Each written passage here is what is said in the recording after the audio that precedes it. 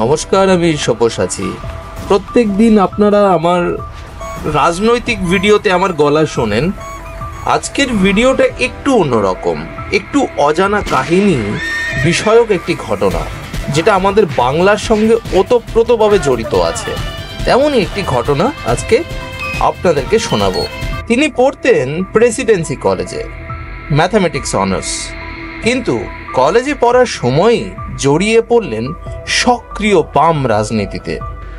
সঙ্গে দিনরাত চলছে সাহিত্য চর্চা।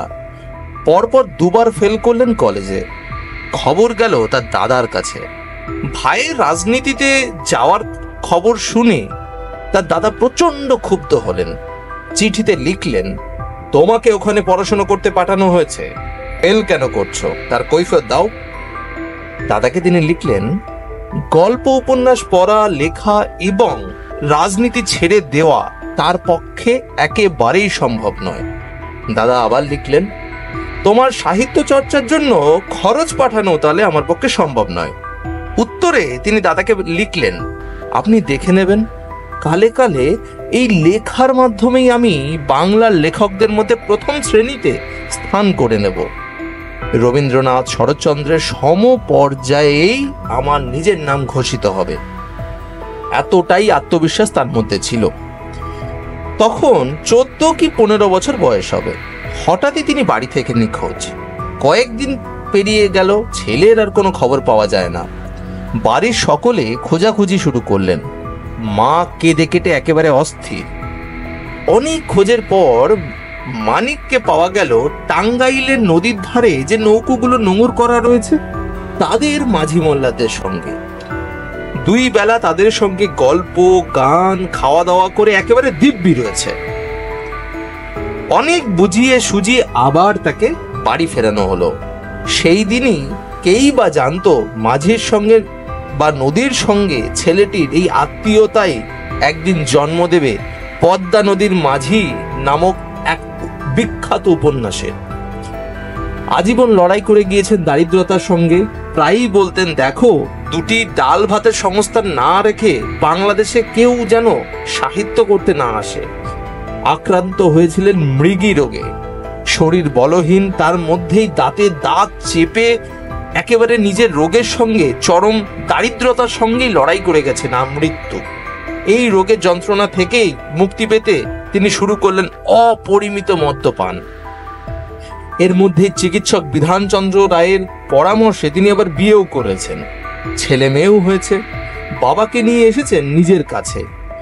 বরানগরে গোপাললাল ঠাকুর স্ট্রিটে ঠাসাঠাসি করে তারা থাকেন।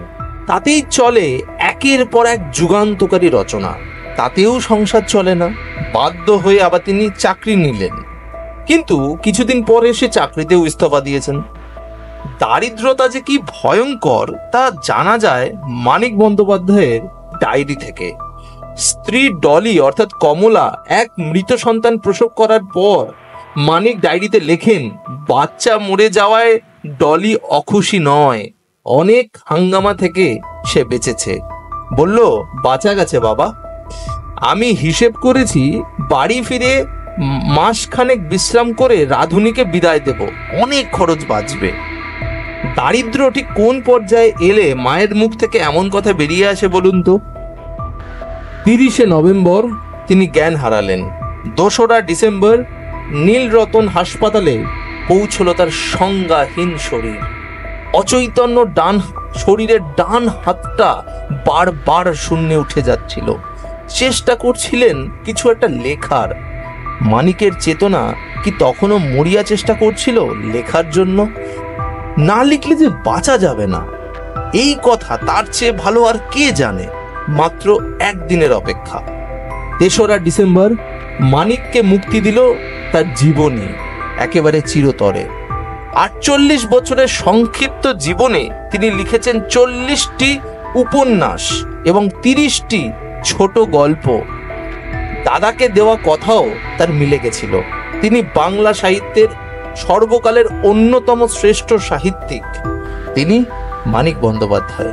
48 বছর জীবন সময় যিনি রেখে গিয়েছেন যুগ যুগান্তের অমরত্বের রসদ। কেমন লাগলো আজকের ভিডিওটা নিশ্চয়ই কমেন্ট সেকশনে জানাবেন। যদি ভিডিওটি ভালো লেগে থাকে, চ্যানেলটিকে সাবস্ক্রাইব না করে থাকলে চ্যানেলটিকে অবশ্যই সাবস্ক্রাইব করবেন এবং এই ভিডিওটি শেয়ার করে দেবেন। ধন্যবাদ।